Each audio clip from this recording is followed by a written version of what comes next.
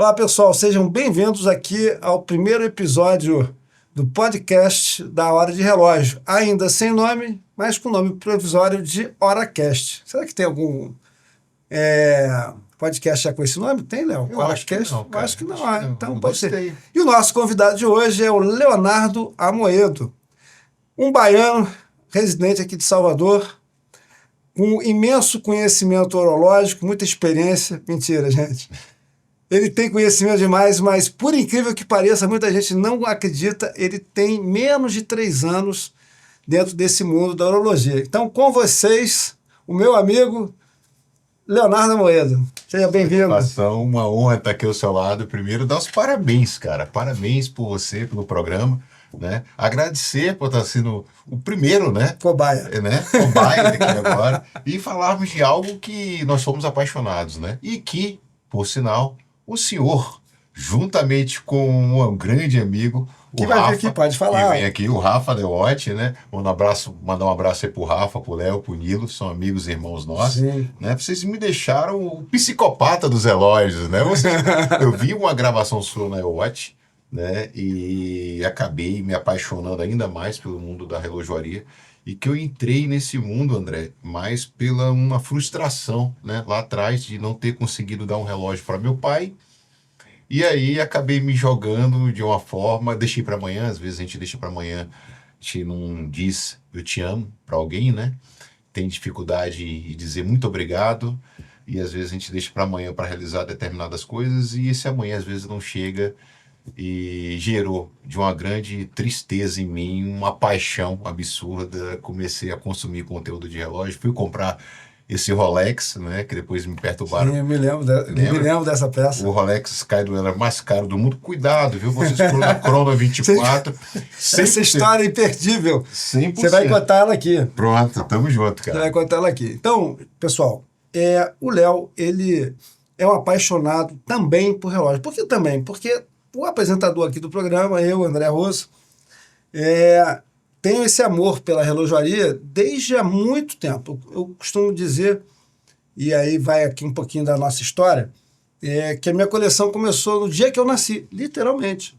Porque as minhas duas avós, tanto a materna como a paterna, que não se falavam, não se conheciam, mal se conheciam, porque uma era gaúcha, outra era carioca. Carioca não, italiana de nascimento, morando no Rio. Me deram um relógio cada uma. A minha coleção começou no dia que eu nasci. Já comecei com 2. Nossa! E a avó? Minhas duas avós. Que não é comum, né? Geralmente... Não, pois é. Né? As avós me deram um relógio. Então, a minha avó paterna, italiana, me deu um relógio do Batman, que na época era um seriado que fazia muito sucesso, aquele do... Sim. Né? Do Adam West, eu acho, Adam West. E a minha avó materna me deu um relógio, um suíço de ouro. Acho que era um Universal de neve. Assim, ela fez um carnezão daqueles infindável para pagar. Mas eu tratei mal esse relógio, Léo. Porque criança, bebê, assim, eu com 3, 4 anos batia o relógio. Aí minha mãe uma vez ficou louca comigo, aí derreteu o relógio. Falei, você não pode ter esse relógio. E virou uma joia que ela usou a vida dela inteira e inclusive foi enterrada com ela. Então esse relógio, ele marcou realmente a história, a minha história na família, né? E está com a minha mãe até hoje de outra forma, né? Então é uma história diferente, né? Mas começou, né, coincidentemente no dia que eu nasci. E eu acho que isso foi um sinal de sorte, porque eu digo que é uma sorte uma pessoa ser um apaixonado pela relojoaria. E aí, Léo, queria que você contasse a sua experiência com o Chrono 24, porque muita gente me pergunta, posso comprar? Vou comprar? Bem, vou deixar o Léo conduzir a história dele e aí qualquer coisa eu arremato depois. Cara, primeiro, parabéns, eu fico muito feliz. Tá do seu DNA, né? A relojoaria, né, verdade. cara? E não estava no meu DNA, né? Eu sempre fui um cara que sempre gostei de ter um acessório. Então, para mim, eu colocava qualquer coisa no pulso, né? E tava tudo bem. Combinava com a cor da camisa e tá tudo ótimo. Como muita gente tem até hoje e tá tudo certo. E meu pai gostava de relógio. Né? Meu pai tinha um Tissot, o relógio mais caro que meu pai teve, Tissot. Só que eu achava absurdo, né? Ô, meu pai, tá me vendo aí já falecido aí já há alguns anos, ele deve estar dando risada agora, né? Porque, ó, eu falei que você vai pagar pelas suas palavras. Eu falei, pô, você fica botando, comprando essas coisas, cara, colocando no pulso essas coisas, cara. Eu falei, meu filho, esse relógio tem um valor pra mim. Eu falei, tem um valor, sei lá, 1.000, 2.000, 3.000 reais, 5.000. Como é que você dá isso em um relógio? Pra quem ver a hora em qualquer lugar. Ele falou, não, cara, tem um valor. Qualquer dia você vai entender o valor que esse relógio tem pra mim. E daqui a pouco ele veio com outro tissot. Chegou um determinado dia e falou, meu pai, você gosta de relógio? Gosto. Que relógio gostaria de ter? Ele falou, eu gostaria de ter um... Eu já ouvi falar de um Rolex, só que eu acho extremamente caro, né? Eu falei, não, a gente nunca pôde ter um Rolex, né? O senhor nunca pôde ter um Rolex, mas hoje eu acho que posso lhe dar um Rolex, o senhor pode também comprar um Rolex. Eu vou procurar esse Rolex para o senhor. Eu peguei umas fotos de alguns Rolex e ele apontou para um Skydweller, né? Então, minha cabeça, eu não sabia nem qual era o nome, eu chamava ainda, por em vez de falar de dial, eu mostrava, o Rolex tem um fundo azul, você apontando, sabe? Uhum. Eu fazia mais ou menos isso, saí procurando. E descobri que na Bahia, nós não temos Rolex, Não. né? Já tem alguns anos, acho 10 anos, mais ou menos. Tinha uma... Eu esqueci o nome. Casa Loureiro, né? É isso. Não é isso? Que ela 10 anos. vendia, não só a Rolex, vendia outras Vendia marcas. outras Né? marcas, né? Chegou a vender o Mega. Isso. Eu procurei na Bahia, não tinha, não conheci ninguém, eu não te conhecia, não conheci ninguém nesse mundo dos relógios, e descobri que tinha em Fortaleza, é a única Rolex que tem no Norte e Nordeste. Eu acho que Recife hoje Não tem. Só Fortaleza. É só Fortaleza. Fortaleza tem uma comunidade horológica forte. Muito forte, cara. Forte, Muito forte. forte. Exatamente isso.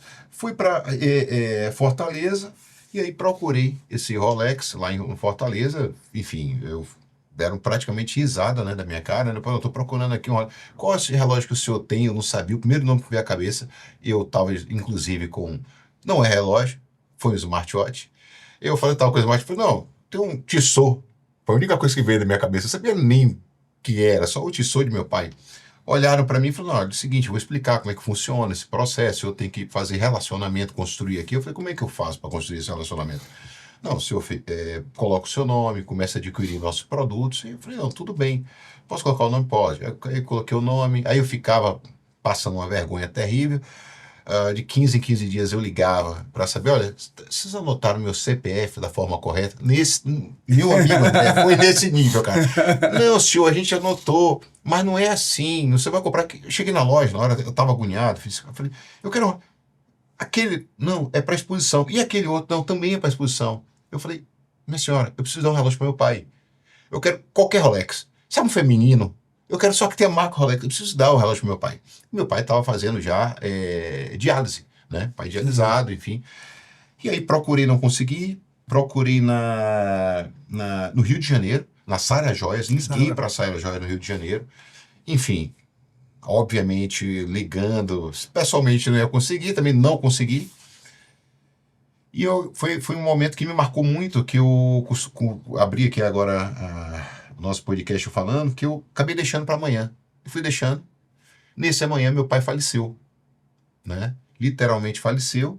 E nós trocávamos umas mensagens, que eu falei, uma das últimas mensagens que eu mandei para ele, foi, papai, pode deixar que eu vou lhe dar o seu Rolex. Ele falou, não precisa, mas eu vou lhe dar o seu Rolex. E eu acabei não dando esse Rolex para meu pai. Só que eu pego o celular do meu pai e de vez em quando eu carrego e deixo no cofre. Eu peguei um belo dia à noite em casa, estava lá, eu vou lhe dar o seu Rolex. Caiu direto nessa mensagem. Essa mensagem. Aquilo me incomodou de uma forma absurda. Eu falei, cara, eu preciso resolver esse problema. Tava me incomodando. Eu não sei por que cargas d'água. Eu fui impactado pela Crono 24. Eu podia ter sido impactado pelo senhor, por qualquer outra pessoa. Meu Deus do céu. Eu fui impactado pela Crono 24. Aí eu descobri que tinha a Crono 24. É o maior marketplace do mundo, relógio de... Sim, e uma referência para você buscar preço, né? Às vezes tem modelos raros, né? Ali você acha alguma coisa que você não quer saber, quer precificar. Então lá é um lugar para consulta. Consulta, e se você é europeu, você pode comprar e vender, mas sim. Continua. E aí foi a grande situação, cara. Eu estava 3h30 da manhã, imagina o gatilho que aquilo estava na minha cabeça. 3h30 da manhã, André, eu estava lá olhando, fui impactado, encontrei esse Rolex Skydweller numa relojoaria da Áustria. O que é que eu fiz? O que é que você acha? Uma pessoa que estava carregando aquele sentimento. Comprei, exatamente, meu amigo. Eu comprei esse Skydweller nessa relojoaria da Áustria. E eu lembro que 5 horas da manhã eu tava falando com meu pai na minha cabeça, meu pai, obrigado, pô, eu consegui resolver, pô, seu presente vai ser seu Skyduela, que eu não consegui dar antes, porque eu fiquei muito chateado, porque eu desisti muito fácil, né? Eu fiquei muito chateado comigo. E tá tudo bem, uma felicidade. No outro dia também eu tava lembrando, depois o sangue vai acalmando, no terceiro dia veio a ficha. E o imposto? Leonardo, imposto. E aí eu quis me acalmar, né? Eu dizia pra mim, não, que nada, vai chegar no Brasil e passa, que nem tanta coisa, às vezes podem passar um ou outro, né? Na minha cabeça é passar um ou outro, não é que nem mala de aeroporto, vai papai passar um ou outro. Vai pegar, e vai pegar, você que tá vendo aí, vai pegar o relógio. Foi dito certo, 15 dias depois, chegou na Corona 24, você tem informação, 100%. O cara 100%. bateu... É outro preço, é outro relógio. 98, 99%, 100%. 100% foi outro relógio. Só que o seguinte, você tem que pagar antes. Senão você não vê, nem vê o relógio. Pronto. Então eu paguei um Skyduela. Dois. Exatamente. Dois. Eu pago um, paguei o segundo, enfim, e tá lá guardado. É assim, não foi prejuízo, porque eu realizei um sonho e também eu nunca vou vender. Eu não vou realizar o prejuízo. É que nem ação. Por acaso, eu fiz um vídeo essa semana que eu falei assim, não, prejuízo só ocorre quando você realiza a venda do ativo. Se você não vender, não tem prejuízo. Não tem que ficar com essa, entendeu? Perfeito. Até hoje eu carrego uma. E não sei se eu lembro da IRBR. Sim. Lembra? Lembro. Pronto, essa aí até hoje eu carrego, foi uma das maiores besteiras que eu fiz. E eu fui junto com ela, e até hoje eu tenho ela para me lembrar. Que virou queridinha da Bolsa. Queridinha da Bolsa. E tal, subiu, foi lá para cima e... Tiver aqueles problemas de fraude, etc. Sim. E caiu e não subiu mais, né? Eu tô até hoje carregando. Nunca vendi, eu vou lembrar disso. Bom. Mas, gente, eu, nessa do imposto, eu já comprei no Plano 24, mas eu tinha meus filhos estudando em Portugal. Então, eu comprei na França, mandei para Portugal, dentro do mesmo espaço tributário, né, lá da União Europeia. Então, foi zero problema. Foi um relógio. A TAG lançou aquele TAG smartwatch. Sim. Esqueci o... vou lembrar dele aqui. O nome. Pois é, lançou aquele TAG smartwatch, só que na primeira ou na segunda geração, ela lançou os módulos mecânicos correspondentes. Então, eu tenho os dois... Na verdade, ela lançou 3 módulos mecânicos. Ela lançou um calibre 5, 3 ponteiros, o 16 crono. Sim. E um turbilhão. Tá? E eu comprei os 3. Faltava o turbilhão. E eu comprei esse na França e recebi lá em Portugal. Foi na época que você estava mergulhando pelas complicações, né? Sim, que eu precisava ter todas as complicações. Antes, gente, aqui a gente estava conversando e falando que cada um tem o seu motor na relojoaria. Um é a beleza, outro é a história da marca, a inovação técnica. E, para mim, em determinado momento, eram as complicações. Eu queria ter na coleção, ou nela, ou passado por ela, todas as complicações existentes. Eu estou quase batendo lá, mas ainda sempre tem que faltar alguma coisa para a gente continuar entusiasmado, apaixonado. Né? Então, como é que era o nome desse tag? Agora me fugiu o nome. Né? Desse que desmontava, inclusive. Tal. Eu tenho aí 1 ou 2 calibres desse relógio aí. Mas era foi uma experiência positiva lá e sem imposto. E o preço foi bem honesto. Eu ainda fiz um lance, uma oferta. Que diz, o cara não gosta que você faça oferta e não sei o quê. Ele aceitou, diminuiu lá, sei lá, 300, 400 euros no preço final e foi uma experiência bem positiva. Né? Mas aqui no Brasil não tem como, porque os impostos são caríssimos. Você, para orientação, você vai pagar sobre o preço da peça mais o frete. Então, a depender do frete, do valor da peça, às vezes fica ainda mais caro. Né? Você vai comprar mesmo uma peça simples, né? Você, sei lá, vai pagar 200, 300 euros lá com seguro, com tudo, você vai botar tudo isso no mesmo pacote e vai somar em praticamente 100%. E cada dia que você for deixar aqui, você ainda vai pagar o armazenagem. Ainda paga Paga a armazenagem transportadora. Você vai pagar a armazenagem. E ainda teve uma diferençazinha pro meu aí. Não passou. Mas e depois disso, o conhecimento é tudo nesse mundo da relojoaria. Exato, né? exato. Eu costumo dizer que sempre me perguntam, relógio é investimento? Eu falo assim, ele só é investimento se você conhecer muito e tiver sorte. Mas ele preserva o valor, né, no tempo. Né? Algumas vezes você tem uma peça que valoriza, mas é raro. Teve um momento da pandemia que muita coisa ficou distorcida, subiu, foi para cima. Né? Mas relógio, eu sempre digo, não é investimento. Ele precisa ter alguma reserva de valor. Mas ele é uma reserva de valor. Se você precisar, às vezes, fazer dinheiro, né? Lógico que algumas peças, algumas marcas são muito mais líquidas do que outras. Né? E aí você me pergunta, e a Rolex? Rolex é uma ótima liquidez, mas não é a melhor relojoaria. Perfeito. Né? Eu sempre digo isso, é uma ótima liquidez, mas não é a melhor relojoaria. Mas não é uma relojoaria ruim, pelo contrário.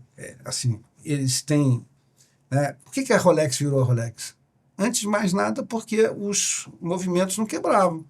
Né? Tinha um histórico de funcionamento, Rolex de precisão. ótimo. Não, é isso aí. É um relógio para você carregar, trabalhar, usar a vida inteira. Perfeito. Tem uma frase que costuma dizer o seguinte, Rolex, sabe aquele feijão com arroz? Né? Tem alguns amigos na relojoaria que costumam dizer isso. Mas vai ser o melhor feijão com arroz que você comeu na sua vida. É isso aí. Rolex vai ser o melhor feijão com arroz que você comeu na sua vida. Pronto. Fora o mundo Rolex, aí você vai encontrar a alta relojoaria, enfim. Tanto que em termos de complicações, a Rolex tem poucas. Sim. O próprio Sky Dweller é uma complicação, acho que desenvolvida, mais complexo da Rolex e desenvolvido por eles. Eu acho que não tem nenhuma outra... Não tem.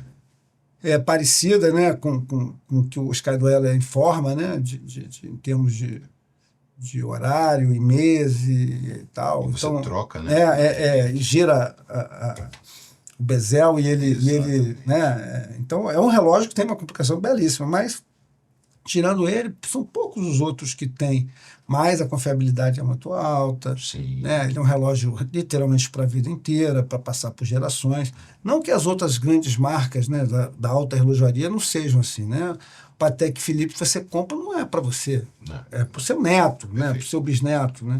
Perfeito. E, assim, falando de marca, qual é a marca que mora no seu coração hoje? Estou com ela aqui, né? Vamos fazer aqui um wrist check, né? Aqui agora, vamos lá, o que você está usando hoje?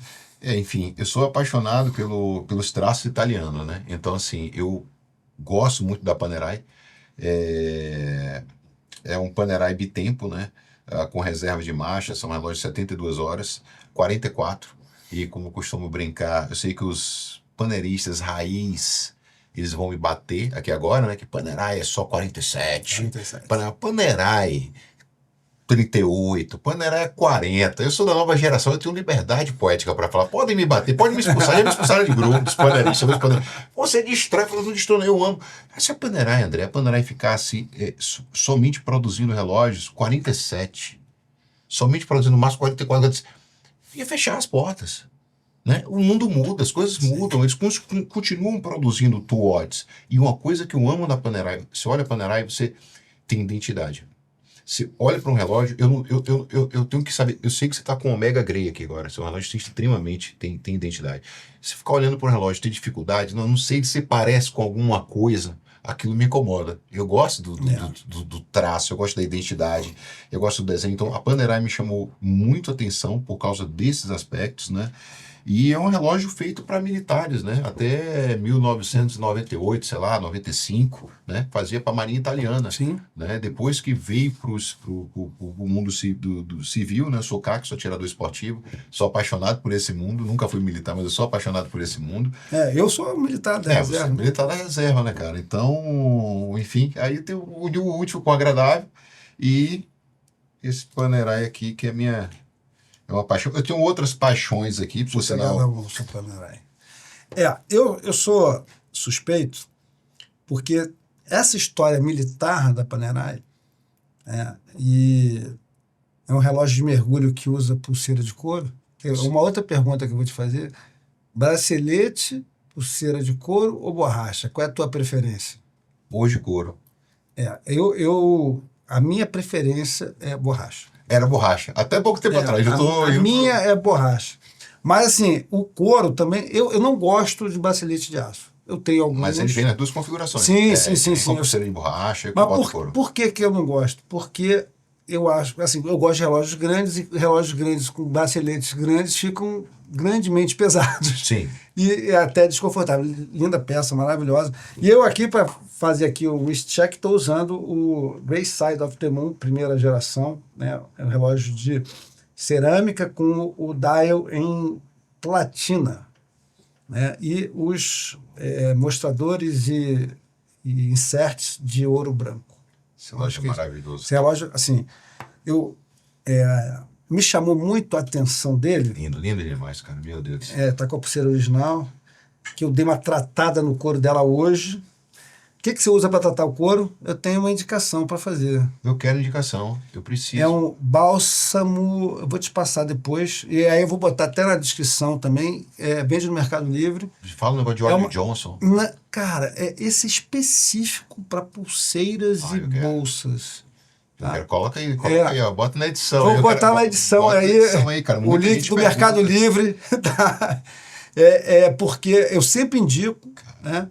E ele fica super bem conservado e tal, né? É um relógio... Eu acho mais elegante do que o último Grayside. O último Grayside é mais um quadro pintado. Sim. Agora aqui é um relógio que você pro dia a dia e de uma elegância. É maravilhoso. Ouro, Não, lindo, cara, lindo. E assim, o que me chamou a atenção nesse relógio, quando eu fui pesquisar, né, para fazer a compra e tal, é como se obtém a cerâmica com essa tonalidade. Então, é uma história sensacional, né? Eles aquecem a cerâmica a, se eu não me engano, 20 mil graus. 20. É mais quente que a superfície do Sol, que é 8 mil graus, Sim. que são 8 mil graus. E como é que consegue fazer isso? Fazendo um plasma ficar contido dentro de um campo eletromagnético, e esse plasma chega a 20 mil graus e essa cerâmica vai recebendo uma injeção de gases, argônio, gases nobres desse assim, e ela vai ganhando essa tonalidade, absorvendo esses gases. É uma tecnologia absurda da Omega para isso. Tanto que eles não conseguem fazer muitos. E certamente deve ter um índice de trinca, de quebra, de perda de peça muito grande, porque imagina você aquecer uma peça a 20 mil graus, né, e essa peça se mantém íntegra, né? Então, porque só a Omega tem a cerâmica que parece um metal, um aço, né? E são poucas as peças, porque essa em específico é muito difícil de fazer. Estou encantado com isso. Muito legal essa história. Lindo. É muito legal essa história. Muito legal essa história. Que legal, André. Que legal. Relojaria, isso também, tá, gente? É você pesquisar, olhar a história, a tecnologia. Sempre me perguntam assim, como é que você escolhe uma marca, alguma coisa, para ser a marca do seu coração? Eu fazia, né? História e contribuição para a orologia. Você teve agora recentemente na Suíça. Eu não pude ir com vocês, infelizmente. Você fez esse passeio com já fiz. Fiz a primeira ida com esse propósito, né? Lá foi uma experiência única, né? Vocês visitaram umas fábricas bacanas também. Tem uns filhos aqui da viagem da Suíça, tem um aqui. Sim, você vai abrir já, aguardem. Não fujam do nosso episódio aqui, que tem muita coisa boa ainda para aparecer. Mas o que você achou dessa viagem? Mudou a sua vida? Porque a minha viagem, a primeira vez que fui à Suíça, mudou a minha forma de ver várias coisas, né, do mundo da relojoaria. Eu tinha ido a primeira vez à Suíça, e nessa viagem eu visitei a fábrica da Panerai, né? Então eu fiz questão de visitar, ver minha grande paixão. Fiquei encantado pela fábrica da Panerai. Mas dessa vez foi completamente diferente, que eu fui com uma turma de colecionadores. né? E eu fui com o Zé Mauro, que é a lenda, né, da relojoaria. Um cara que nós somos amigos dele, um cara fantástico. Beijo, Mal. Você é demais. Watch time aí, um beijo para vocês aí, galera. Então, assim, o Mauro fez uma imersão absurda conosco lá. Então, visitamos a Zenith, visitamos a fábrica da Omega, a Longines, né, que eu costumo dizer que, para mim, é a marca mais subestimada dentro da relojoaria. Né? Hoje, que não era assim. Não era. Talvez ela era uma das três grandes. Sim, em determinado momento da história do século XX, ela era uma das três grandes. Talvez seja de propósito, né? Eu costumo brincar com isso. Talvez não sei se o grupo Sorte coloca o pezinho nela, né? E a Omega, né? Tem que puxar, tem que diferenciar as marcas. Para diferenciar. Por sinal, fizeram um lançamento agora dos divers, novos divers da Longines, absurdos, né? Com caixas finas, trabalharam, melhoraram a reserva de marcha, enfim, fizeram muita coisa boa. Sem querer te cortar, mas cortando, uma coisa que me impressionou quando eu visitei a Longines foi aquele livro com a primeira peça, com registro no museu que eles têm lá. Sim.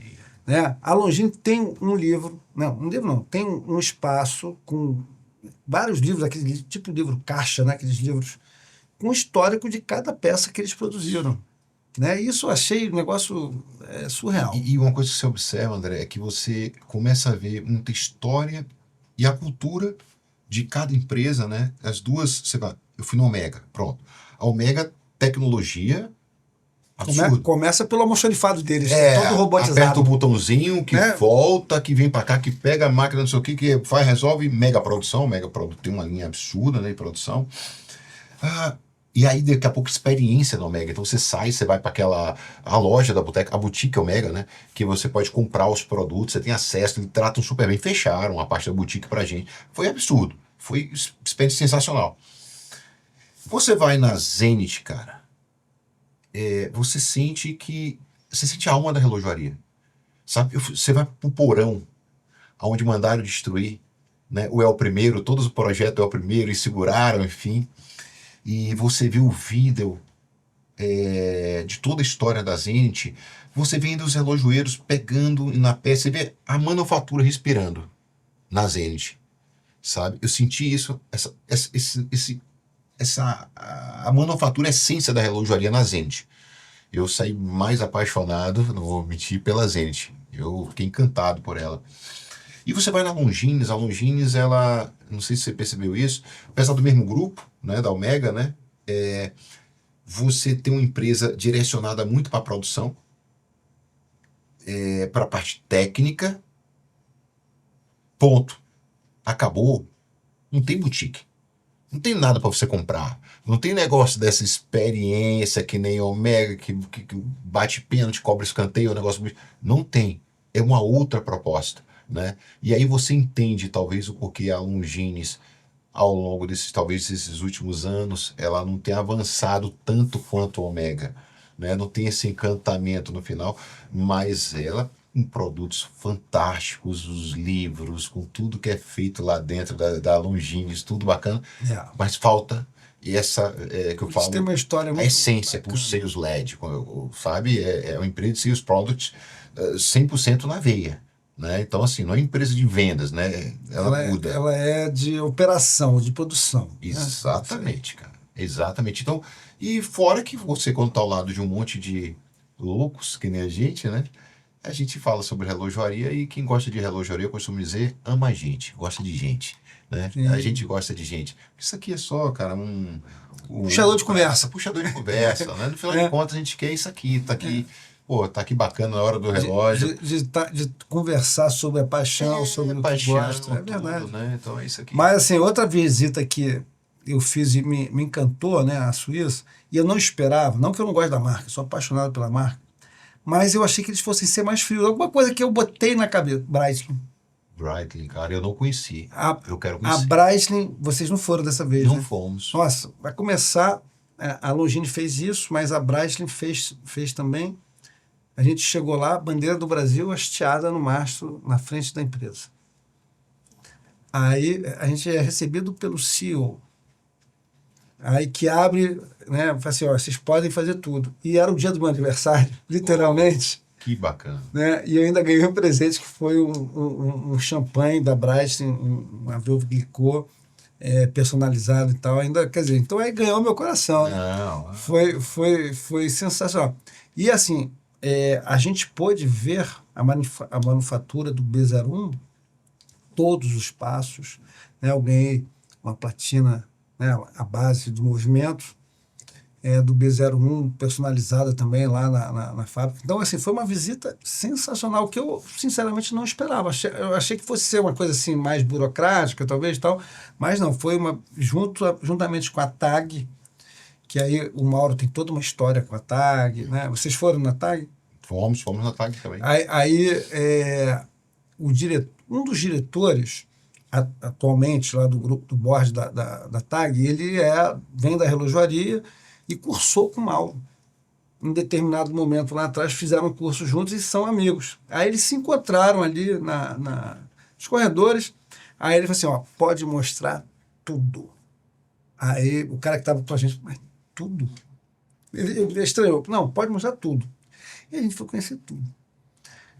Teste destrutivo, né, teste de não sei o quê, um monte de coisa que as marcas às vezes não querem mostrar, né? Mas a gente foi conhecer tudo, montagem de turbilhão da TAG, peças que iam ser lançadas, que ainda eram segredo industrial.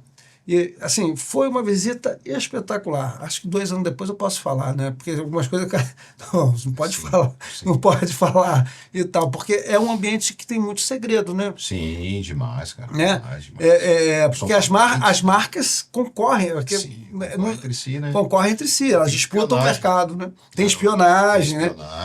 Tem cópia, tem... Assim, como é que é a tua relação com a Romage? Cara, eu tenho um cara que gosta dos traços italianos e gosta de identidade. Eu tenho alguns problemas com a questão assim, olha só, eu não tenho um problema com homagem em si. Homagem é você fazer uma homenagem. É bom, explica né? pro pessoal. O pessoal às vezes confunde e fala assim, ó, a homagem. Não é uma cópia. Não é uma cópia, é diferente. Você fazer uma homenagem, você se inspirar em um determinado produto, um determinado relógio, assim como já tem na Breitling, assim como tem, enfim, inúmeras a TAG, enfim, existem homagens, dá para perceber que tem uma inspiração em determinada marca.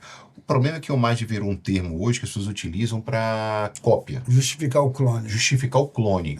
E aí é algo que eu detesto. Quando entra por essa seara, até mesmo porque eu já tive clones, super clones, né? Mas você teve enganado ou voluntariamente? Não, voluntariamente. Você comprou? Eu comprei, porque relógio para mim, lá atrás, como te falei, era acessório, então eu comprava e estava tudo bem. Eu sabia que o relógio ele era um clone, né? Eles estavam vendendo, eu falei, que legal, azul. Eu vou comprar aquela camisa azul. Eu gostei dessa marca aqui, o quê? Um Panerai. Mas eu comprei, não era para usar como pulseira social. É porque naquela época eu achei aquele relógio bonito, naquela cor, e não ia pagar 100 mil reais. Eu queria pagar 5 mil reais. Tem vários tipos de apaixonados pelo mundo da relojaria. Fala assim, ó, tem o que compra o clone como pulseira social, ou seja, eu vou comprar aquele clone porque eu quero mostrar, aparecer para os outros que eu estou em determinada situação. Tem aquele cara que compra o clone porque realmente ele não pode ter um relógio. Ele gostaria de ter aquela determinada marca de relógio. E tem um cara que compra por defesa patrimonial. Defesa patrimonial ainda, que eu acho uma loucura também, porque você vai sofrer da mesma forma. Porque o problema não é o material, é o físico, a sua integridade. O cara vai botar arma em você, vai levar o seu Rolex, né? Como meu amigo tá capaz, vai levar o Rolex, enfim, atirou em você, você vai morrer da mesma forma. Pior, né? Morreu por causa de um clone. Fica mais feio ainda. Uma morte mais... Ainda fica com a fama de usar clone. De usar clone, né? Então, assim, meu problema é muitas vezes que tem muitas empresas que fazem homagem. Outro dia eu fiz uma crítica à questão da Saint-Martin, que sabe como produzir relógio, tem bons relógios, mas andou fazendo vistas grossas, né, e incentivando, e nós sabemos que não só ela, eu citei o nome dela aqui, mas como algumas outras que flertam nesse mundo e tem parte da sua produção da fábrica produzindo Tag Heuer, produzindo Rolex, produzindo Patek Philippe, sabe? Então, assim, isso é muito complicado. Então, você flerta com um mundo que é perigoso. Então, você já não vai para recolhimento de imposto. Você tem o problema também, muitas vezes o cara está lá depositando, vou comprar, vai dar manutenção aonde? O que eu digo, o problema desse mundo é que você não sabe o que você está alimentando quando Sim. você usa um clone, né, uma cópia Cara, dessa assim. Tudo na minha vida dá vazar. É. Eu vou te falar, Você não sabe o que você está alimentando. E você, eu não consigo, por exemplo, eu nunca com clone, super clone, iria me conectar contigo. Eu nunca ia me conectar com o pessoal da iWatch, com o Marcelo Não, Garcia, com o Mauro. E você veja, Léo, quantas amizades bacanas Da minha vida. nós fizemos ao longo desses anos, né? Fantástico. Eu digo assim, a relojoaria, ela sempre trouxe para mim, né, a boa relojoaria sempre trouxe para mim as melhores pessoas. É isso aí. Entendeu? Porque são pessoas que têm uma afinidade grande com você, né? Você consegue passar 10 dias com esses loucos horológicos, Sim. né? Curtindo relojoaria e, assim, não sai... um passeio errado, não sai. Não, tá todo mundo focado na mesma Todo coisa. mundo feliz, cara. Feliz, Todo mundo brincando. feliz, Né? e sem aquele interesse assim no que é do outro, sabe? E comemorando. Nós fomos na Ulisses Nardan. O pessoal aí, eu e o Eduardo, o Edu, que é apaixonado também, nós compramos um Ulisses Nardan lá. Aham. E a galera tá batendo palmas, sabe? Sim. Tipo assim, comemorando pelo nosso... Sua conquista. cara, Eu não vejo inveja Não, nesse não negócio. tem, Não, cara, pelo não contrário. tem, não tem, Você vê não tem. estímulos e assim. Uma coisa comum também é comprar relógio de amigo, né? Sim, Um dia muito. ele vai cansar, depois eu compro dele. Exatamente, a gente espera. Por sinal, eu tenho uma pedrada que agora eu entendi a paixão sua pela Breitling. E por coincidência, ele está aqui. Eu trouxe ele aqui hoje, cara.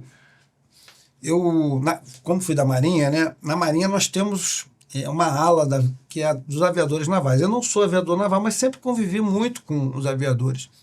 E é meio lugar comum entre os aviadores navais uma paixão pela Breitling, porque a Breitling tem uma história com a aviação absurda, né? Ela é uma companhia que está na história da aviação, sempre se preocupou em ter peças com a pegada do aviador, né? Com informação, com aquelas réguas todas de cálculo para aviação, focada na aviação e tal.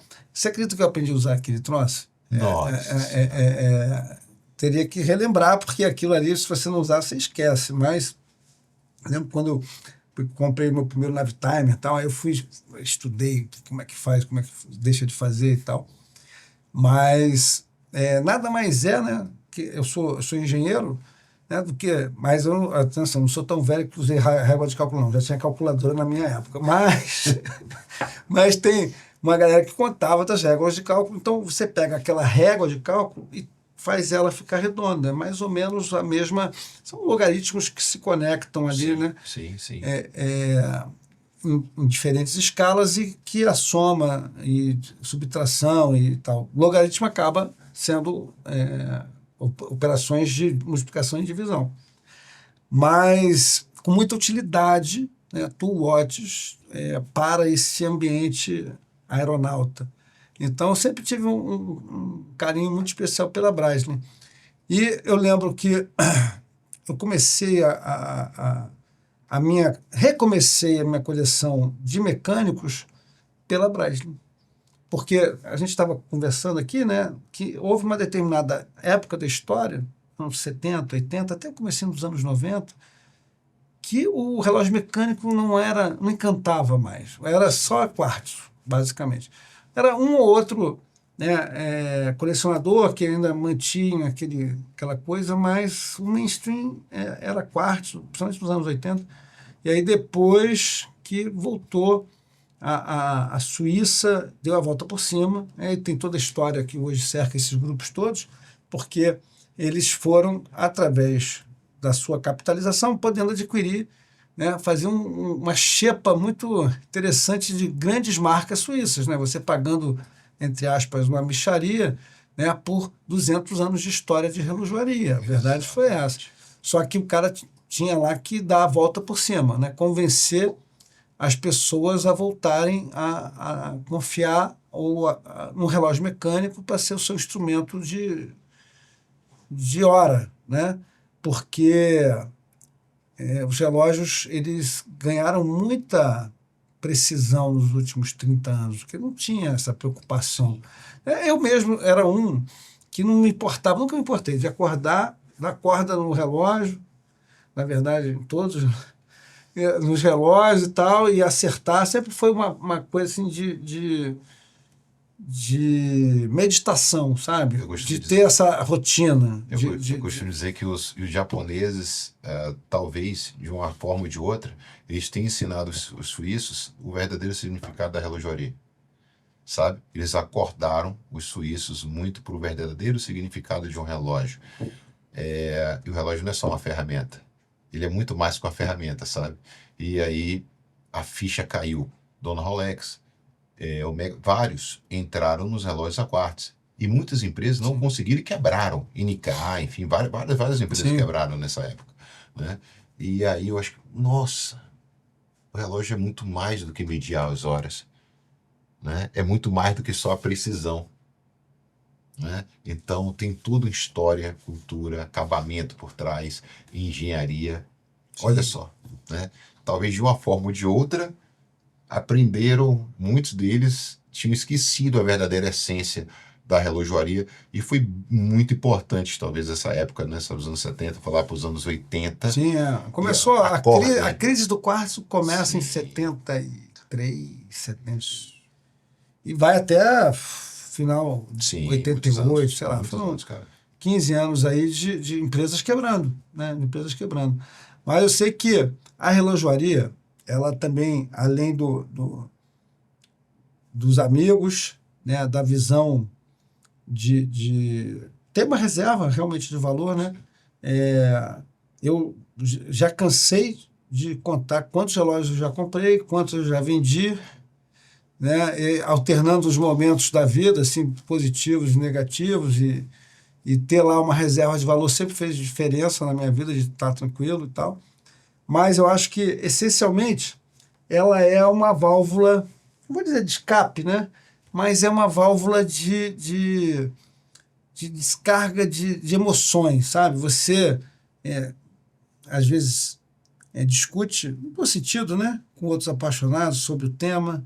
Você você programa a sua vida muitas vezes para comprar uma peça, para, né, encaixar uma peça nova. Então, esse ano eu faço 60 anos. Então, eu estou pensando o que eu vou fazer para me dar de presente, dizer qual o relógio que vai ser essa marca, né?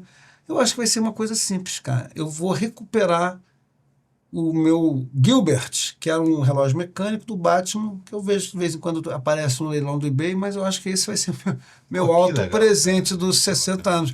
Vou pedir para a edição aqui botar o Gilbert, o relógio do Batman. Quem souber que tem algum do Brasil aqui à venda, não esqueça de nos procurar aqui, que temos interesse. Olha só, isso é marcar o momento, cara. É verdade. Marcar o momento. Mas e a relojoaria tem isso, né? De trazer o significado, dar um significado maior a determinados momentos, né, da sua vida. Né? Eu vejo assim, eu acho tão bacana. Não o casamento em si, tá, gente? Embora eu goste muito do meu casamento, mas eu vejo o cara comprando um relógio para o casamento, né, porque ele quer marcar aquele evento tão importante da vida dele com uma peça que seja única. Às vezes vai estar lá escondida debaixo da manga do terno lá do casamento e tal, mas para ele que está casando faz uma diferença, né?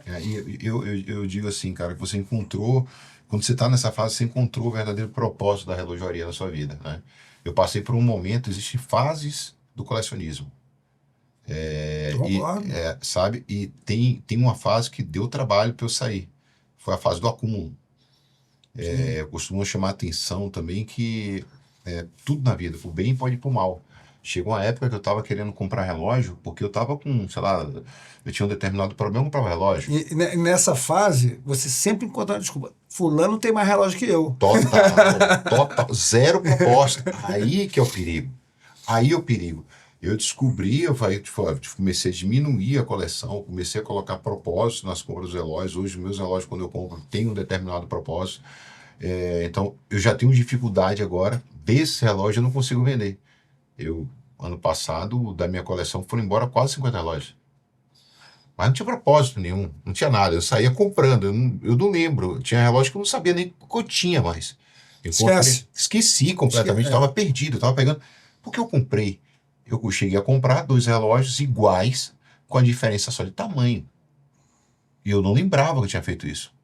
Então eu estava comprando relógio, eu colocava lá no Instagram e botava, girava, né? E daqui a pouco no podcast, daqui a pouco chegou de novo outro, eu falei, não, eu tô com um relógio igual, eu descobri depois. Eu cheguei nesse ponto, então saí disso, eu não, que aí já não tô indo pro caminho bom da relojaria, eu tô pro caminho negro de novo, eu não posso fazer isso. E aí eu coloquei na minha mente no lugar de novo, na volta, a relojaria me ajudou muito, me ajudou a emagrecer quase 40 quilos. Sim, eu peguei umas fotos suas antigas, que eu até mostrei aqui pro pessoal antes de você chegar. Ó, ele não tá mais assim não, tá? Não, ele tá fininho, não, cara, tá magrinho, exatamente. Peguei umas de você da época da diretoria do Vitória.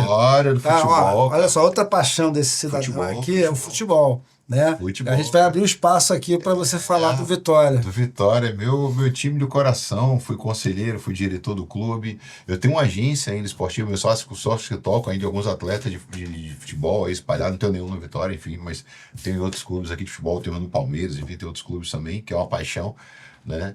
Mas minha verdadeira paixão hoje é a relojoaria, então tá tudo bem que eu no futebol. Você já pensou em ganhar dinheiro com a relojoaria? Cara, as pessoas me perguntam isso, André, mas não, eu não vou mentir. Que talvez em um futuro, se tiver, quem sabe, algum lugar lá na Suíça onde eu possa me aposentar, puder ter 0,01% daquela ação, sabe? E me aposentar lá de ter uma marca de relógio, talvez, eu possa ir nesse caminho, sabe? Mas eu tenho que passar por algumas fases da minha vida. Mas hoje não, é só o programa, a gente tem um Descomplicados podcast também. Sim.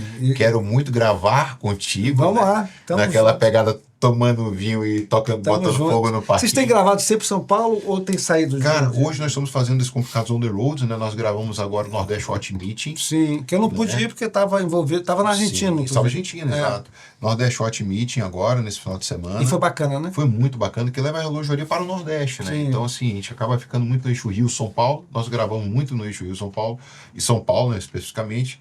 E aí, o que é que fizemos? Vamos fazer agora Descomplicados on the road. Então, vamos rodar esse país e levar a relojoaria Brasil todo, né? Gravamos em Curitiba, né? Gravamos agora em Recife, vamos para o Rio, vamos para São Paulo. Tem gravação em Fortaleza, né? Vamos estar junto com o Mauro fazer um Masterclass em Fortaleza também. Legal.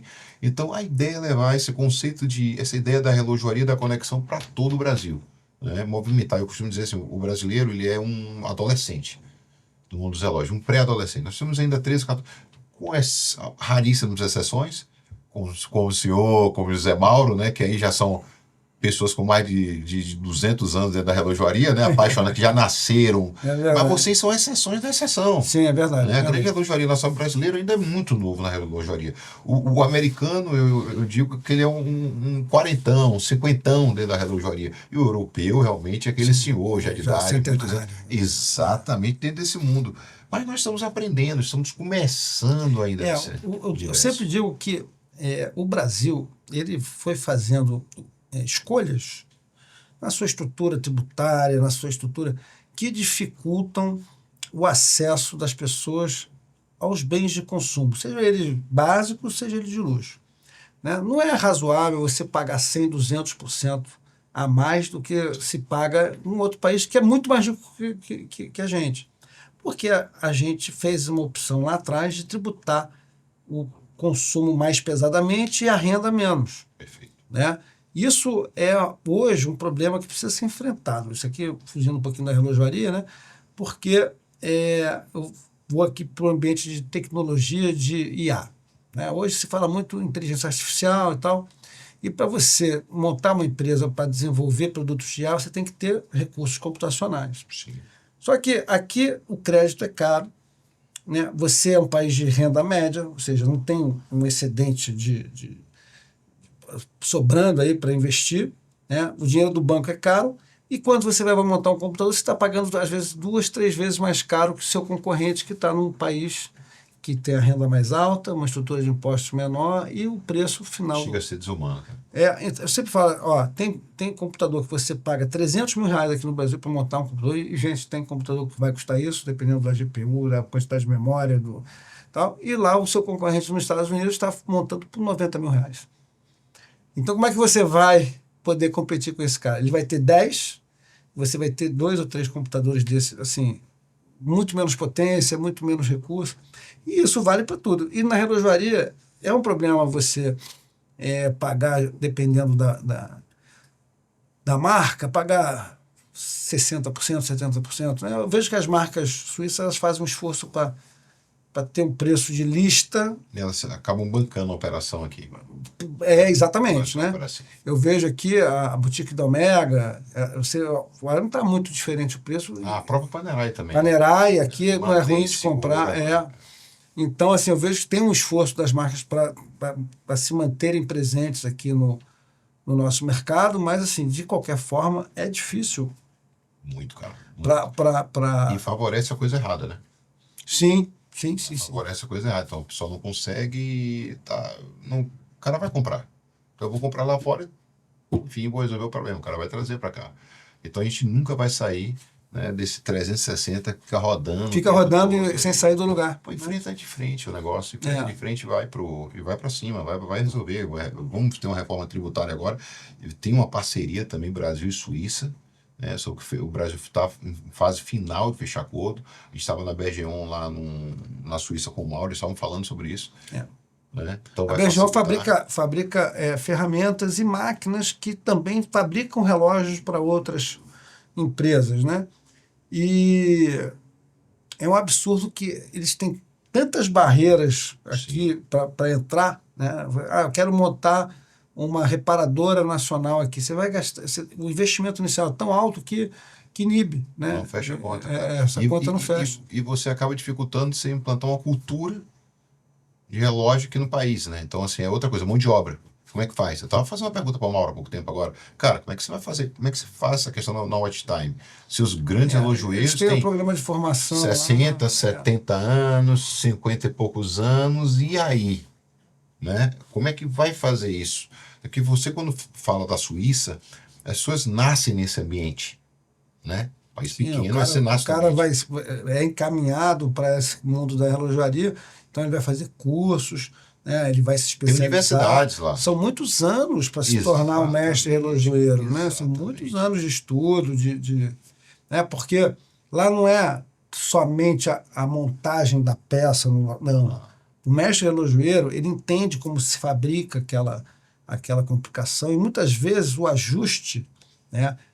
Na própria Omega, eles têm o Deville com turbilhão central, é um relógio muito difícil de ser montado. Aquele relógio. Né? E o esqueleto, ele demora, acho que 90 dias de trabalho. Ou seja, um mestre relojoeiro, ele consegue fazer 4 relógios por ano. Nossa. Ele não faz só esse relógio, mas é porque ele termina, sei lá, 3 meses para fazer esse relógio. X horas para produzir. Para produzir aquele relógio e tal. Né? E uma das coisas super difíceis é você... fazer, né, as regulagens do turbilhão casarem com as demais peças móveis e tal. Isso tem que ter um conhecimento absurdo do negócio. Não é ter só olho, mão, né? E depois da manutenção também. Eu lembro a primeira masterclass do Mauro, né, que eu fui lá, cara, eu vi, não nasci para isso, nasci só para colecionar. 2. Né? E assim, uma coisa que me fez muita dificuldade realmente foi a questão de ver, né? Ou eu estou de óculos, aí eu enxergo, mas aí tem que tirar o óculos e tal. Então, a acuidade visual eu vi que realmente é muito importante e você tem que ter paciência, você tem que ter, né, o microcontrole lá dos movimentos da mão para você poder fazer. Né? Foi uma experiência incrível. Tem acabamento da Patek, que você leva quase 50 vezes o olho humano. Você tem que ter essa precisão. Você não pode ter um erro. Sim. de aproximação, sabe? Na lente. Imagina você fazer um negócio desse aqui na mão, né? Guilhoche, você vai fazer um determinado... Como é que você faz isso aqui? Isso é absurdo, cara. Um acabamento, horas. Não, uma vez lendo sobre o cuidado da Patek, né, com o acabamento, com tudo, aí o cara falando, né, que até os parafusos, a cabeça do parafuso, a parte que você não vê, ou seja, as costas, né, da cabeça, lá, a parte de trás da cabeça é polida. Sim, exatamente. Você não vai ver aquele polimento, mas ele está lá. Né? Se gastou um tempo, né, com uma madeirinha ali, não sei o que e tal, fazendo. E falar em polimento, eu vi que você tava na vibe do Gran Seiko também. Do Gran Seiko, né? Gran Seiko assim, eu já também, tive cara. alguns na coleção, eu gosto muito, hoje eu não tenho, né?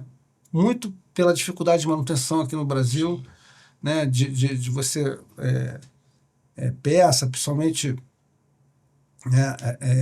Spring Driver, né? O Spring Drive e tal. Então você basicamente só tem garantia manutenção lá no Japão, acho que não tem fora do...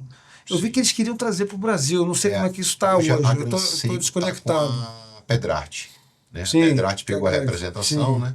Então você... Eles já tinham, meio que extraoficialmente, eu acho, acho que não era. Só que agora é oficial. Sim. Né? Então você pode deixar lá, né? Você deixa o Gran Seiko e eles encaminham para o pessoal da Seiko. Aqui existe uma assistência técnica que é tocada com o Jorge, que é da Orient, o grupo Seiko, enfim, etc., diretor técnico. Vai por lá. Então, assim, 70% resolve aqui, né? Consegue resolver aqui. Mas outros 30% tem que ir para lá. Vai para lá e você vai esperar, né? Você vai esperar. Como os meus, graças a Deus, ainda sou um colecionador novo, eu estou passando pelas fases que você já passou lá atrás, há muitos anos. De vencer as revisões. Exatamente. Eu não sofri ainda, só que você já se antecipou, eu sei, né? Sim. Você já se antecipou. Eu já estou falando, é bom quando você está com um amigo da relojaria, você evita cometer... tem que ouvir também, não pode... tem que escutar. Tem que escutar. Eu sempre tive esse cuidado de pegar um cara que tem mais experiência. Sim. assim, eu tenho que escutar mais. Um dos motivos que eu parei, né? Eu tenho o Snowflake, tem um outro Gran Seiko GMT. Eu mergulhei pelos japoneses. Eu tenho alguns Seikos. Aí depois eu falei, eu vou para os King Seikos, que eu curto muito a questão do King Seiko. Eu fui para o King Seiko, depois eu fui para o Gran Seiko. Você tem algum Credor, não? E tem um Credo, cara. Mas já tem. Eu passei por todas essas fases que foi do Greg. O Greg tinha um Credo. Credo, assim, gente, é o último nível, né? Do Seiko, né? Quando você é o topo da pirâmide. É o topo da pirâmide. É o topo da pirâmide. É um relógio de acesso muito restrito. Sim, não é que seja nem tão caros não, assim. Até na disponibilidade, assim. Exatamente. Eles não fabricam muitos, a escassez é difícil. É difícil. Só lá no Japão, né? Então eu vi o Greg postando, foi de um colecionador que ele conseguiu. No segundo dia eu mandei uma mensagem para ele. Quando o Greg postou, o Greg do Bock, um beijo, Greg, um grande colecionador, um cara fantástico no nosso mundo, um mestre, costumo dizer. E eu falei, Greg, quando eu tenho muito interesse, meu sonho é ter... Aí todo dia eu mandava, meu sonho é ter esse Credo. Será que você parcela? Pelo amor de Deus! Foi que nem um Breitling, B01 que você envolveu aqui do meu amigo, que eu sou apaixonado por esse B01. Esse B01 vai comigo pro caixão. Esse não vai sair da minha coleção. Foi uma das primeiras peças de alta qualidade. De alta qualidade que eu coloquei aqui, cara. Sou apaixonado por esse Breitling. Esse Breitling chama muita atenção até hoje. Eu coloco, já tive... puxador de conversa. Puxador de conversa. E tive inúmeras propostas que já me ofereceram pagar exatamente mais do que eu tive ele. Eu falei, poderia ganhar um dinheiro com esse Breitling. Eu falei, não tem como esse Breitling sair da minha coleção. E alguns relógios me apaixonei. Já tive outros Breitling, já vendi, mas esse é peça fixa, né? Tem história já, né? Tem história já. Foi a primeira peça, tipo o ouro, o rosé. Sim, né? sim. Não, o relógio eu amo ouro. Eu digo que eu também sou meio cigano, sei lá. Eu gosto de ouro. Eu gosto de cor do brilho. Eu gosto disso aí. E o Credo foi assim. Aí é um Credo Big Date, né? E é bem interessante esse relógio. E, pô, pena que eu não trouxe. Vamos ver o que você trouxe aí. Aqui tem umas novidades aqui. Cara, aí, ó. É o homem do ouro, ó. Aqui, ó, tem algumas peças aqui que tem uma determinada importância para mim, muito importante. Mais do que, cara, aqui é o seu filho, né? Olha, Esse aqui é seu filho, gente, cara. Olha esse Breitling, cara. Vamos lá, tá aqui, ó. Esse relógio aqui, gente, ele é um Transocean, foi um dos primeiros B01, né, que a Breitling fez, com esse mostrador meio madrepérola, né, e com os insertos todos de ouro rosé, e é um relógio belíssimo, né, super bem acabado, sem comentários. E ele realmente é um relógio clássico, ele é uma reedição, né, dessa linha Transocean que foi bolada lá na época dos primeiros voos transatlânticos lá da Panam, não sei o que e tal. Então, era o relógio não do piloto, mas do passageiro. Né? Essa é a história do Transocean. Pô, que legal, cara. Gente, eu sou lindo esse relógio, sensacional. E assim, eu fiquei muito feliz porque eu botei essa peça à venda, né? E aí eu nem sei por que eu botei à venda, mas a história foi para diminuir a coleção. Acontece. Foi na época que você estava com 1.500 relógios. Pouco menos.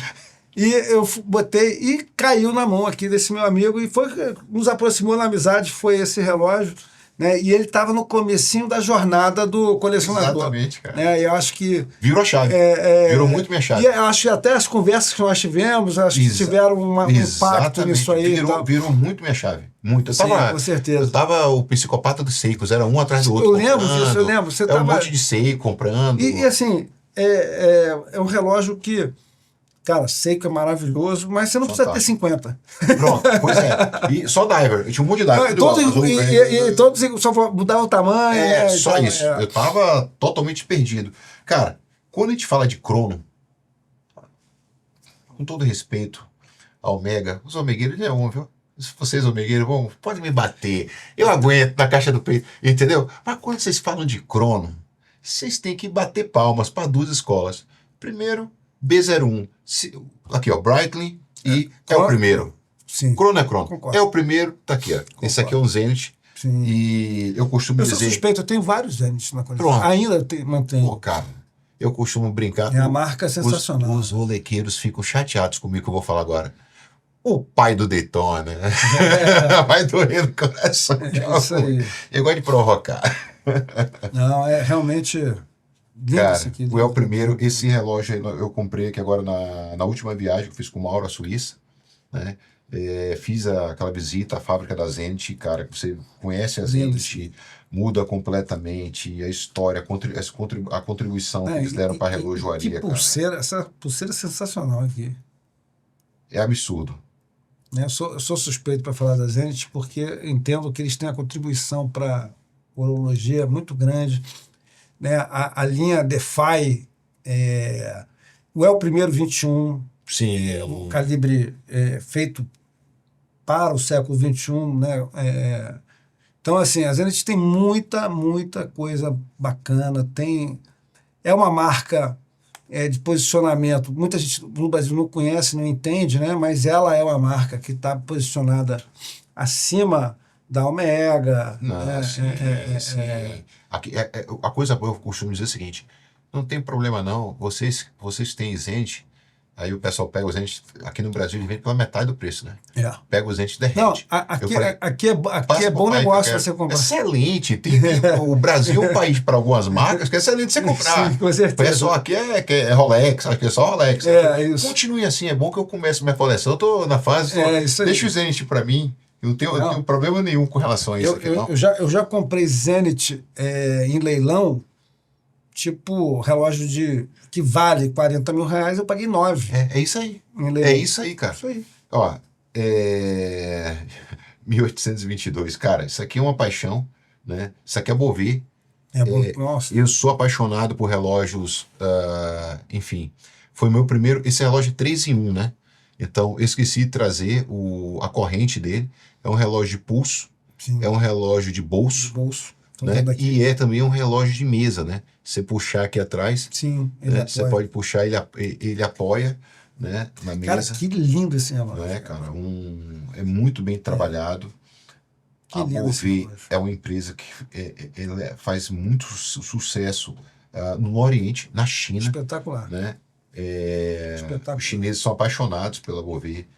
E, meu Deus do céu, se dá esse aqui é outra peça também fixa aqui na coleção. Também filho da iWatch, que fez toda a curadoria. Isso aqui é uma. Em breve vamos ter aqui os meninos da iWatch. Eu vou trazer um de cada vez, depois eu trago os 3 juntos aqui. Vai ser muito bom, cara. Vai Vai ser ser muito bom bom. demais, Vai ser é. muito bom. E os caras estão arrebentando. Acho que eles bateram agora. Hoje no YouTube.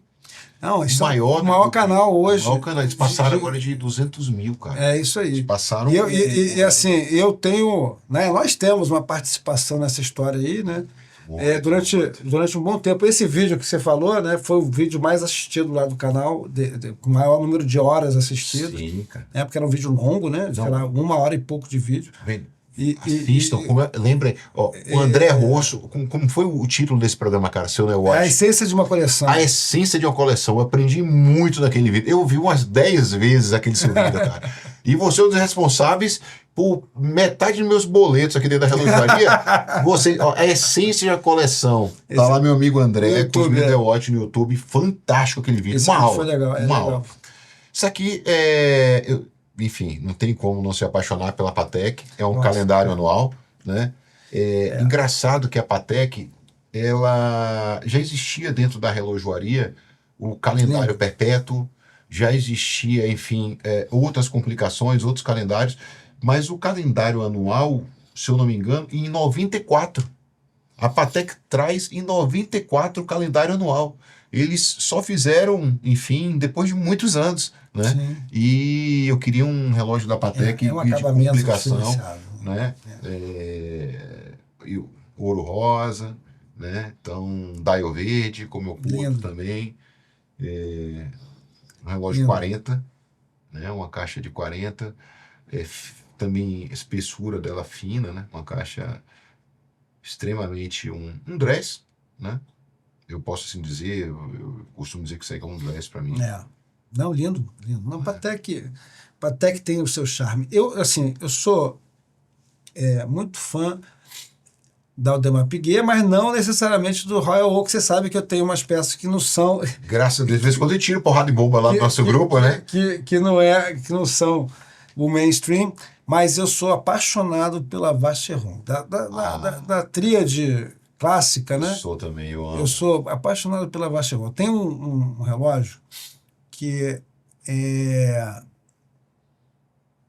caramba, como é que é? É uma edição especial da Vacheron, em titânio, em homenagem ao Everest, conquista do Everest e tal. Sabe o que é o que o Mauro tem? Mauro tem um estânio também, bem fininho, uma caixa, um Vacheron com Santana. Cara, não sei, eu tenho que ver esse relógio. Mas quem foi indicação, inclusive do Leandro Amorim, do meu aniversário. Sim. Aí ele mandou uma mensagem, ele falou assim, André, tá faltando esse relógio para você comprar. Aí eu fui lá dar uma olhada no Crono 24, quanto custava, eu falei assim, não é para agora. Sim. Não é para agora. Mas você tem um Grail Watch, o pessoal usa muito esse termo, eu confesso que eu nunca pensei nisso, assim, aquele relógio definitivo que se eu conquistar meu sonho, assim, eu nunca tive. Assim, eu sempre tenho o próximo. O próximo é sempre meu Eu Grail. descobri isso quando eu peguei o meu presidente.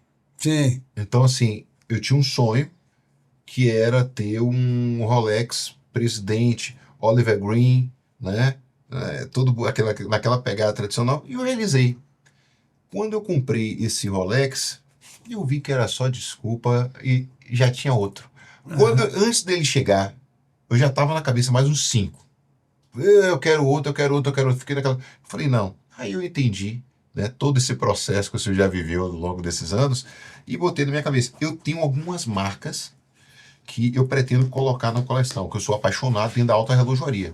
Eu costumo dividir a relojoaria para minha entrada, entrada do luxo, alto luxo, né? E alta relojoaria. Né? Eu chamo a Rolex, a Omega, a Panerai de alto luxo. Isso não quer dizer que, por exemplo, a Panerai tem peça da alta relojoaria.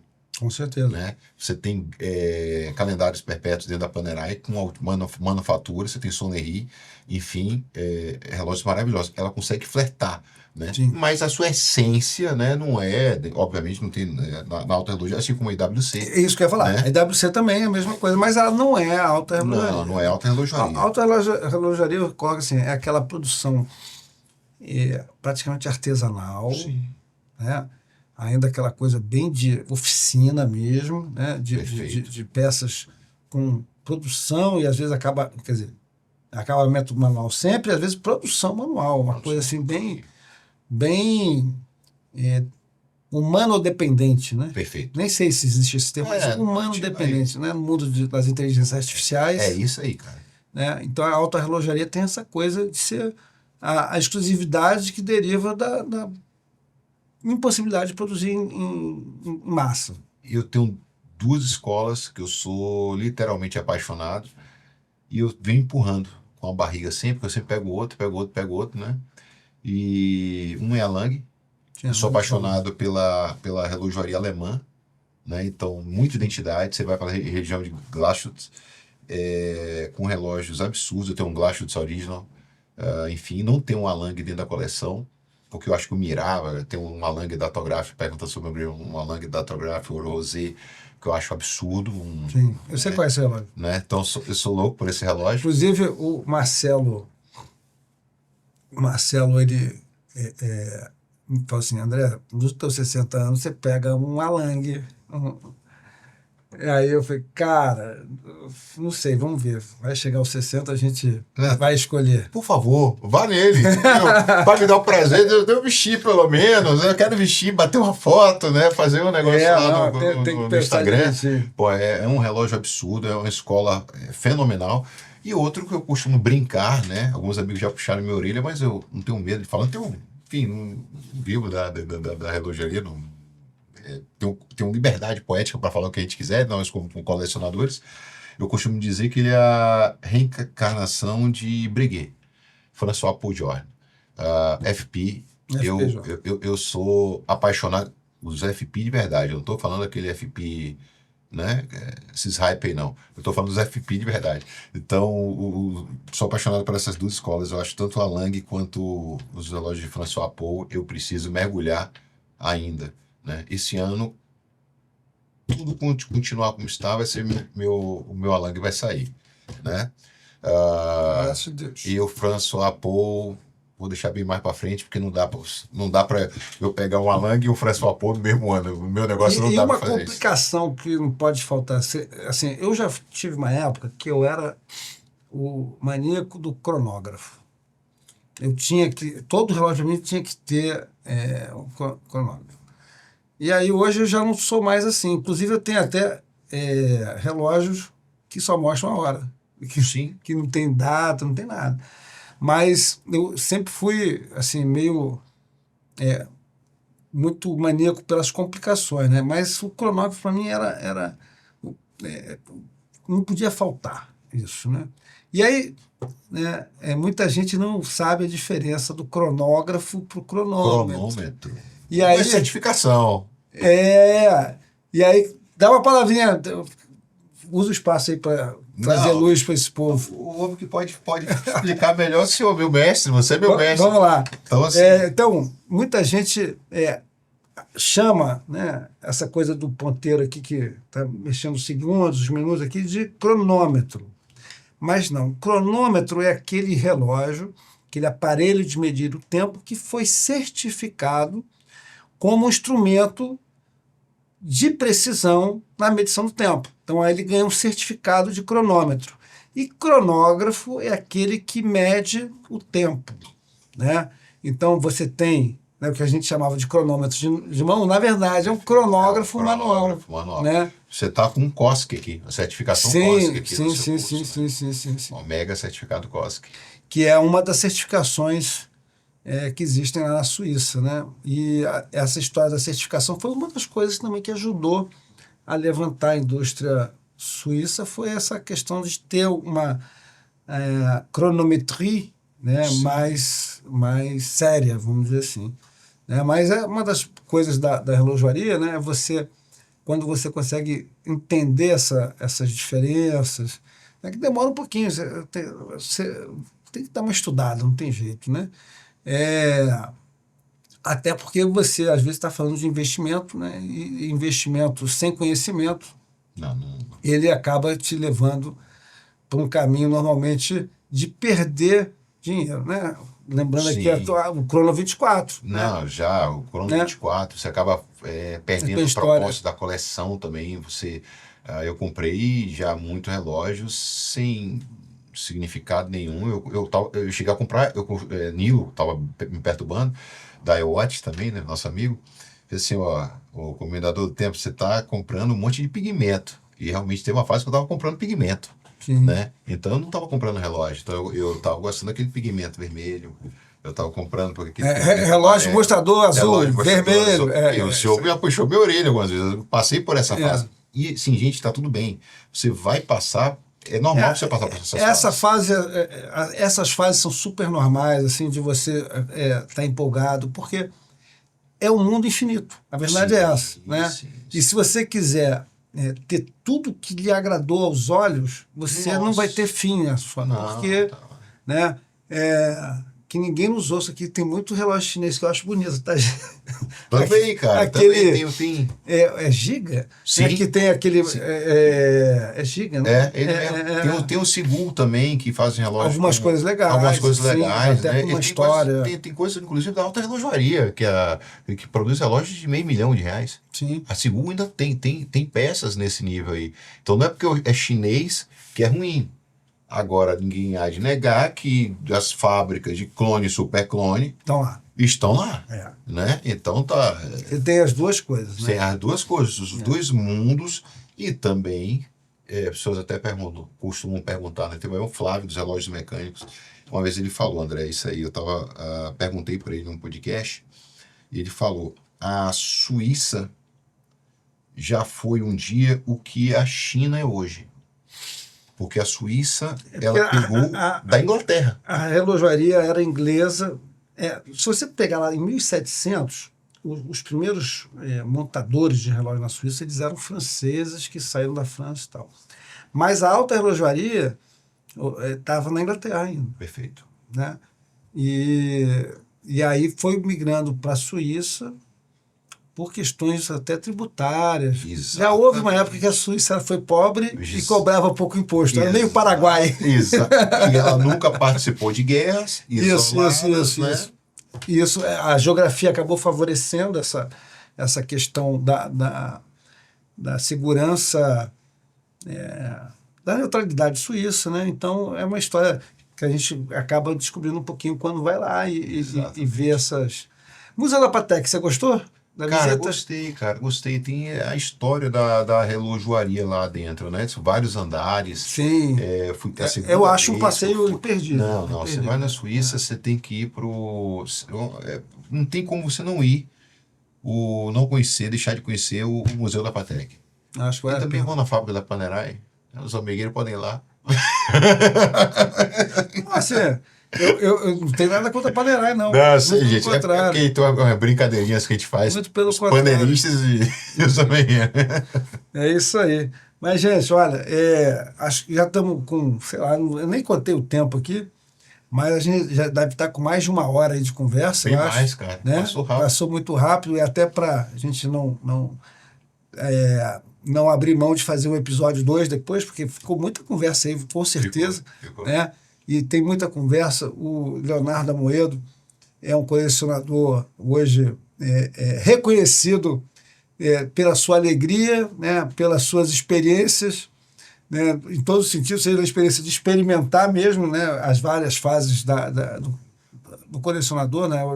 A jornada do colecionador começa quando ele cai esse raio na cabeça dele e diz assim: meu Deus, isso aqui é maravilhoso, o relógio é muito bonito, e realmente é a joia do homem, né? Sim. É o que você pode usar diariamente, e às vezes ele, quando você começa a poder comprar peças um pouco com valor mais elevado, ele carrega um esforço, né, que você precisou fazer, né, de horas de dias, meses, anos de trabalho, né? E você vai tendo essa relação super íntima, né? Porque ele está lá colado no seu, com você, e realmente somente os apaixonados conseguem entender O valor do seu tempo, né, cara?